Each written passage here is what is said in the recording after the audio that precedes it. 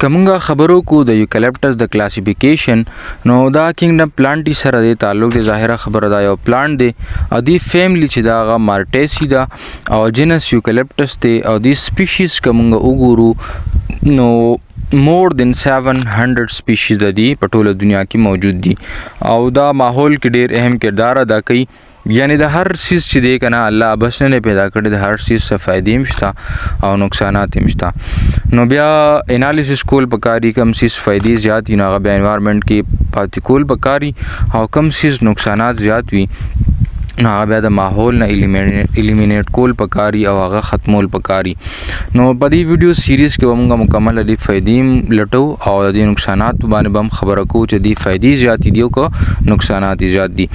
نو خپل ټاپک طرف ته راځو دا هایر واسکولر پلانټس یعنی هایر واسکولر پلانټس مطلب دا دی چې په دې کې زایلم هم موجود دی چې هغه ترانسپورټیشن کوي د واټر